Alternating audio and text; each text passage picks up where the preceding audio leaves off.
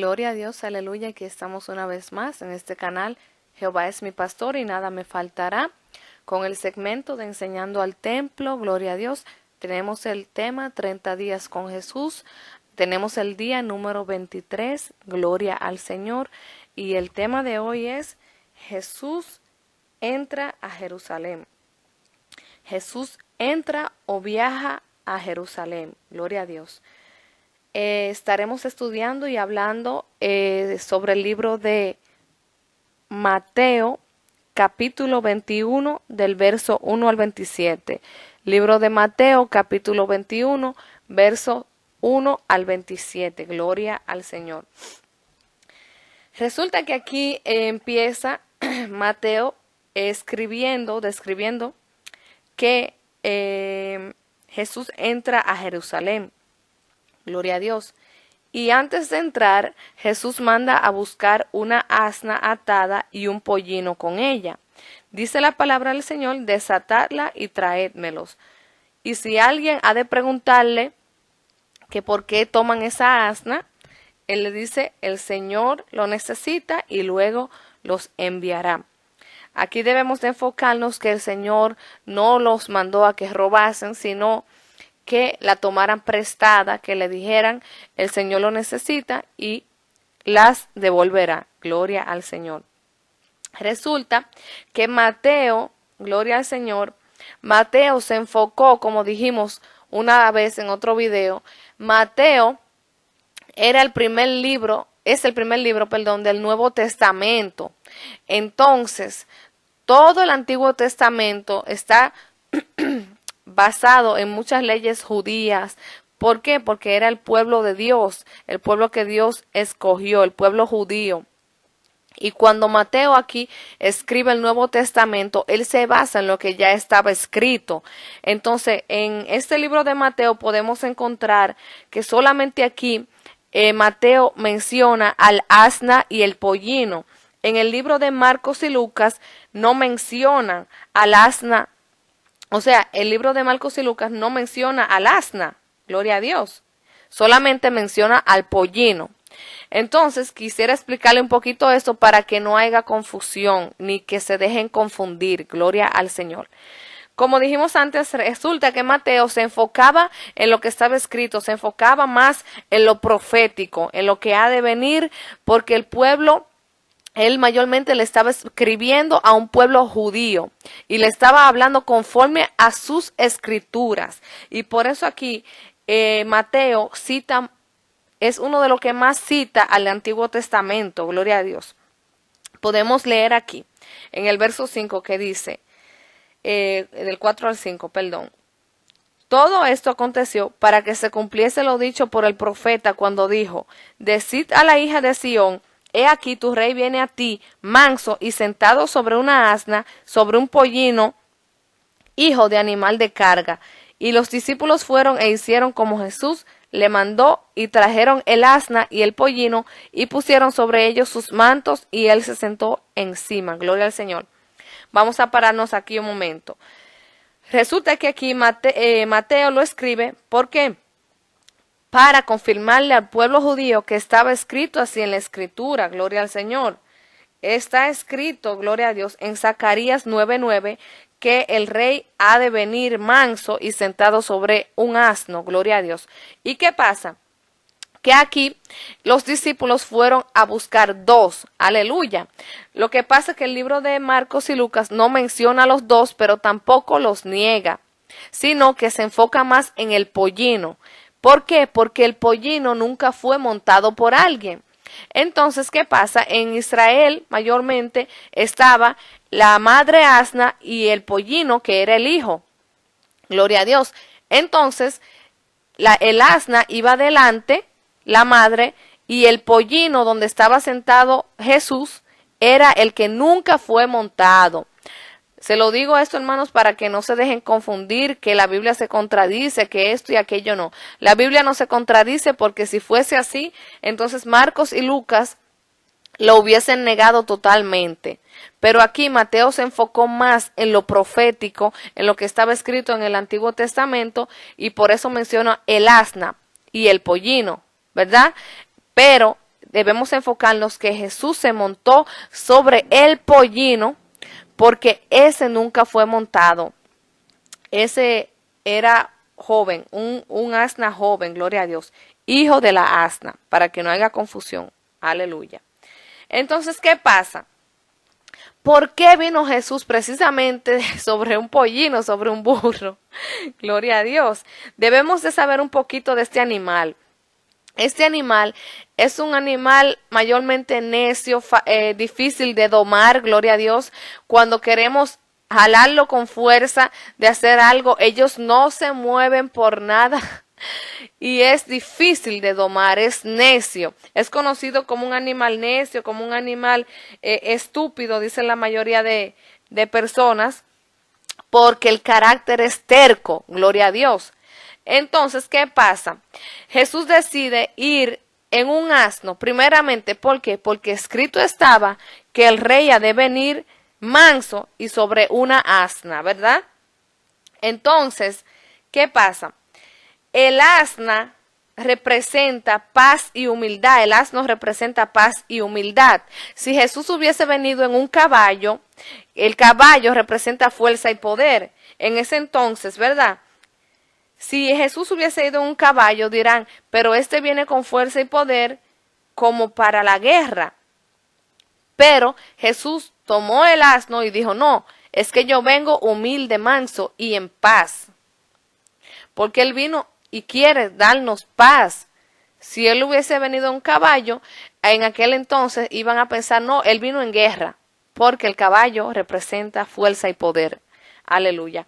Y se usaba mayormente en ese entonces para la guerra, por causa de su fuerza. Gloria a Dios. Entonces, ¿qué pasa? Él decidió tomar el asna, representando que vino humildemente y en paz. Aleluya. ¿Por qué este animal terco? Entonces el Señor dice, bueno, este animal lamentablemente nos representa a nosotros, porque el asno es un animal terco, rebelde y un animal de carga. ¿Y qué pasa? Nosotros los seres humanos, hermanos, siempre queremos cargar nosotros con nuestros problemas. Nosotros queremos siempre estar transportando toda esa carga. A veces somos tercos y decimos no, porque nosotros sabemos lo que nos conviene, sabemos mejor que todos y así, pero no es así. No seamos como el burro. Pero miren, hermanos, qué tremendo, que aún el burro es más inteligente que la misma humanidad, porque ¿qué pasa? Si en la historia hay en la Biblia hay otra historia que habla sobre el asna, donde un profeta, lo voy a hacer breve, donde un profeta está montado sobre una asna y delante le sale un ángel con una espada y el profeta golpea 3 veces a esta asna y Dios permitió y le abrió la boca al asna y le dijo, ¿por qué me golpeas? Si yo soy tu asna y siempre te he cargado. Entonces él estaba rebelde, el profeta, pero ¿qué pasa? Dios le abrió los ojos a este profeta y vio que delante de él había un ángel con una espada. Y el ángel le dijo que estaba en contra de lo que el profeta estaba haciendo. Entonces el profeta le dice, bueno, si estás en contra, Señor, entonces yo me devolveré. Pero miren qué tremendo, Dios usó una asna para hablarle al terco profeta que no quería escuchar la voz de Dios. Y en vez de él darle las gracias al asna, lo que le dio golpe. Entonces aquí el verdadero burro era el ser humano. Era el profeta que no estaba escuchando la voz de Dios. Y si Dios tiene que abrirle la boca a una asna, a un burro, para hablarte a ti, Él lo hará. A veces que nos creemos la gran cosa, pero no, el Señor no tiene acepción de personas. Si Dios quiere usar una persona bruta, uno hasta un impío, una piedra para hablarte, Él lo hará porque Él es Dios. Y Dios va a usar todo lo que esté a su alcance para mostrarte su voluntad. Aleluya. Entonces proseguimos, que aquí la multitud, que era muy numerosa, dice la palabra, tendía sus mantos en el camino y otros cortaban ramas de los árboles y las tendían en el camino. Y la gente que iba adelante y la que iba detrás aclamaba diciendo, Hosana, el hijo de David, bendito el que viene en el nombre del Señor, Hosana en las alturas, aleluya. ¿Qué pasa? Entonces, esta representación en el antiguo Israel, de que tiraban sus mantas, gloria a Dios, en el piso, en la tierra, perdón, representaba cuando un rey o una persona importante venía, gloria a Dios, eso representaba como, digamos, la alfombra roja en este tiempo. Entonces, la alfombra roja en ese tiempo era que tiraban las mantas y las ramas en representación de que venía un rey o alguien muy, muy importante. Cuando seguimos con Hosana, Hosana, el hijo de David. Hosana viene de la palabra Hoshía, que significa sálvanos. Josía, significa sálvanos. Y Na significa ahora. Viene del hebreo. Hosana. Josía, sálvanos y Na ahora. Entonces, ¿qué pasa? Estas personas estaban diciendo, aquí hablando en español, sálvanos ahora, Hosana, Hosana, Hosana, sálvanos ahora. Qué tremendo, hermanos, cuando escudriñamos la escritura y vemos que en Dios no hay casualidad. Esas personas gritaron, sálvanos ahora. Ahora, porque ahora es el tiempo de salvarse, mañana puede ser muy tarde.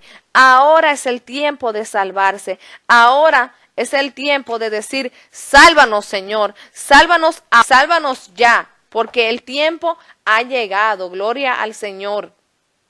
¿Qué pasa? Esto de que echaban sus mantos en el camino y cortaban las ramas, lamentablemente se ha convertido en varias religiones o en una precisamente, en una tradición que le llaman el Domingo de Ramos. Pero eso, hermanos, eso no, Dios no nos manda a hacer eso. Aquí podemos ver cuánta falsa doctrina, como la persona toman las cosas y lo hacen a su manera y para ganar dinero, entre otras cosas. Pero ¿qué pasa, hermanos? No, el Señor no nos manda a hacer eso. El Señor dice claramente que eso pasó cuando Jesús pasaba. Cuando Jesús pasaba, como quien dice, le abrieron la alfombra roja. Podemos ver un ejemplo de esto en Segunda de Reyes, capítulo 9, verso 1 al 13. Lo pueden lecturar cuando puedan, donde un profeta unge a Jehú como rey, que también pasa eso, que la multitud tendía sus mantos en el camino. Aquí podemos ver la confirmación de que eso se le hacía a un rey. Entonces, no podemos tomar esto de la Biblia y decir que ahora vamos a hacer un Domingo de Ramos. Eso no, Dios no lo dice. Y disculpen, pero así es que lo dice la palabra.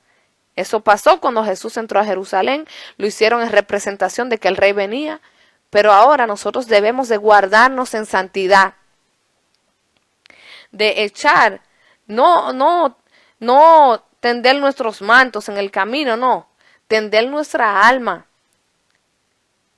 darle lo mejor a Dios, estar siempre preparados para su entrada, cuando Él vuelva, estar preparados. Una ramita que tú tengas el Domingo de Ramos no te va a salvar. Lo que te salva es que estés preparado para el encuentro con Él. ¡Ay, santo! Entonces, ¿qué pasa? Él dice, aquí dicen, Hosana, Hosana, el hijo de David. El hijo de David, eso quería decir en el Antiguo Testamento también que el que ha de venir tenía que ser del linaje de David, y eso está cumplido. Entonces aquí están citando el Antiguo Testamento. Hosana, Hosana, el hijo de David. El rey que ha de venir en una asna, humilde y manso. Y así Jesús está cumpliendo al pie de la letra lo que está escrito. Aleluya. Y la gente decía, ¿quién es este? Este es Jesús el profeta de Nazaret de Galilea. Pero esto no se queda ahí, Seguimos. Entonces seguimos con la purificación del templo. Después de que pasó esto, entra Jesús al templo y echa fuera a todos los que vendían y compraban en el templo. Volcó las mesas y de los cambistas y la silla de los que vendían palomas. Aleluya. Y le dice, escrito está, mi casa, casa de oración será llamada, mas vosotros la habéis hecho cueva de ladrones. Aleluya. ¿Qué pasa? Que el Señor en ningún momento, aleluya, aquí Él está citando otra vez el Antiguo Testamento, en Isaías 56, verso 7 y Jeremías 7, verso 11. Él está citando esta palabra, que mi casa será llamada casa de oración o cueva de ladrones.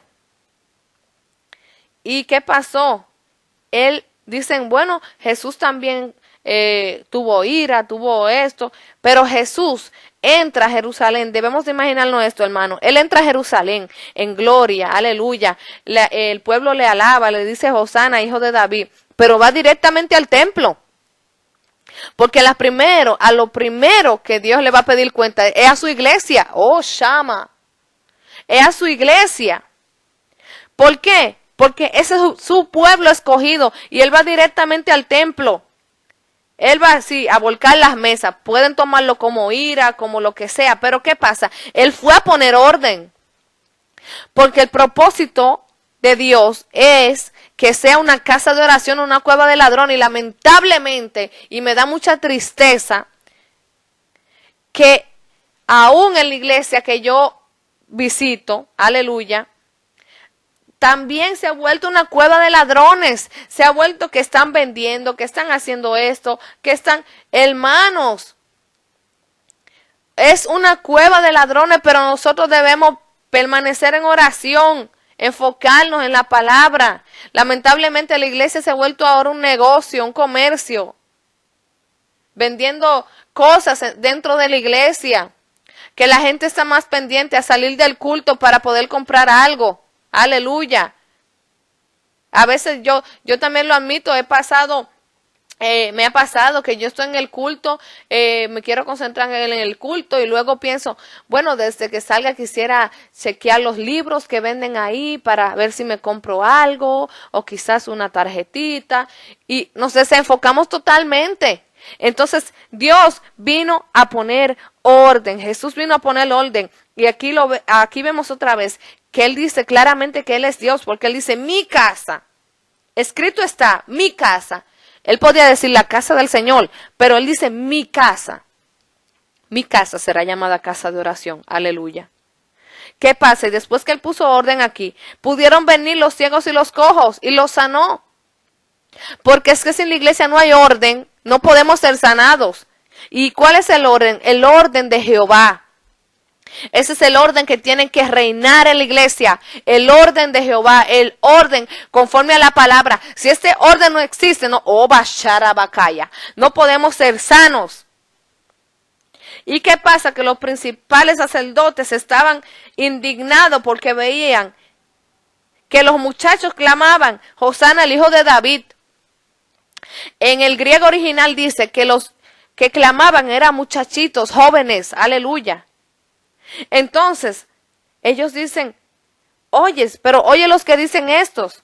Como quien dice, mira lo que dicen estos niños, estos muchachos.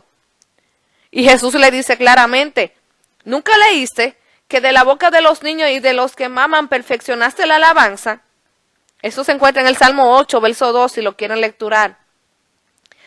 Aquí otra vez Jesús lo confronta con lo que está escrito, porque le dice, ¿nunca leíste? Como quien dice, pero está escrito en tu ley, está escrito, ¿no lo leíste? Entonces, ¿qué pasa? Jesús no perdía su tiempo discutiendo, eso me encanta de Él, porque a veces pasamos demasiado tiempo discutiendo, en vez de solamente declarar la palabra y salirnos de ahí. Jesús lanza la palabra y salió fuera, aleluya. Entonces, por la mañana, gloria a Dios, seguimos con la maldición de la higuera estéril, gloria a Dios. En la mañana, volviendo a la ciudad, tuvo hambre. ¿Y qué pasa? Viendo una higuera cerca del camino, vino a ella. ¿Y qué pasa? No halló nada en ella, sin hojas. Solamente le dijo, nunca más nazca de ti fruto. Y la higuera se secó. Y viendo eso los discípulos decían maravillados, ¿cómo es que se secó enseguida la higuera? Y respondiendo Jesús les dijo, de cierto os digo que si tuviereis fe y no dudares, no solo haréis esto de la higuera, sino que si a este monte dijeres, quítate y échate en el mar, será hecho.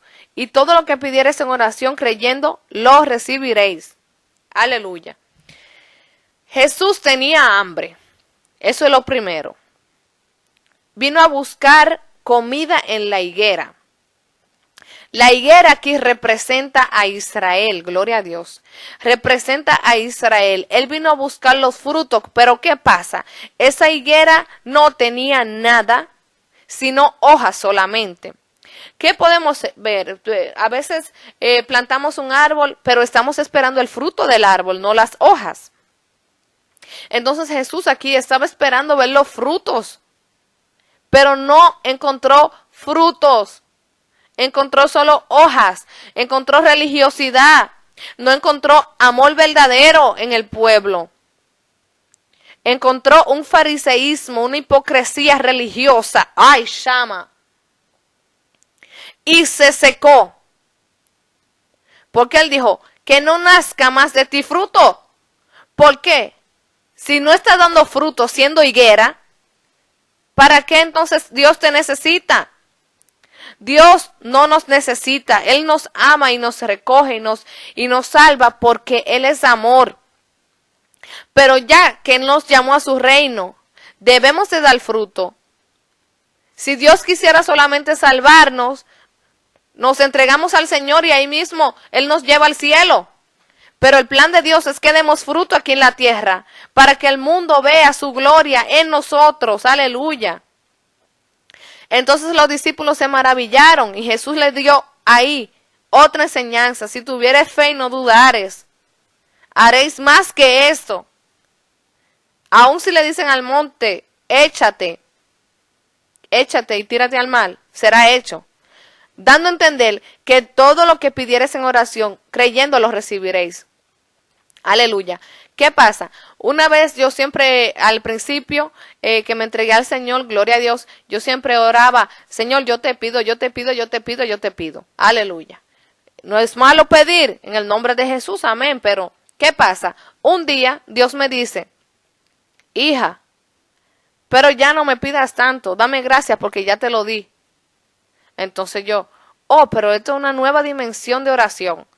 Dice él, sí, dame gracias porque ya está hecho. Entonces, hermano, le puedo decir, yo estando soltera y aún sin tener muchísimas otras cosas que Dios me ha dado, gloria a Dios, empecé, gracias Señor por mi esposo, gracias Señor por mis hijos, gracias Señor por ese hermoso matrimonio, gracias Señor por ese trabajo, gracias Señor. Oigan, hermanos, cuando cambié mi oración, empecé a ver la gloria de Dios. Porque Dios quiere que tú le agradezcas de antemano, que tú creas en haber recibido, que aunque tú veas lo contrario en tu familia, tú digas, no, yo le creo a Dios, espérate, yo le creo a Dios. Gracias Señor porque salvaste a mi familia. Gracias Señor porque estás libertando en el trabajo a mis compañeros. Gracias Señor porque las almas están siendo salvadas. Gracias, aleluya. Así que yo en el nombre de Jesús te pido, hermano, que lo intentes de esa manera porque te puedo asegurar 100% que notarás la diferencia en tu vida. Cuando tú empiezas a decirle gracias a Dios de antemano. Cuando tú empiezas, gracias Señor por la comida que me vas a dar hoy y tú no tienes un peso en el bolsillo. Cuando tú le dices, Señor, yo voy a esperar tu tiempo, gracias por mi hermoso esposo que me diste, aleluya. Y tú no tienes ni el vestido de la boda. Pero esto es por fe, hermano, gloria a Dios, esto es por fe. Y le aseguro 100% que Dios no te va a fallar, porque Dios dice claramente en su palabra que levantemos la mano santa con acción de gracias. Y cuando yo empecé a orar de esta manera, yo vi la gloria de Dios, sentí la diferencia. ¿Por qué? Porque Dios no quiere vanas repeticiones. Él sabe lo que tú necesitas. Y tú estás, Señor, te pido.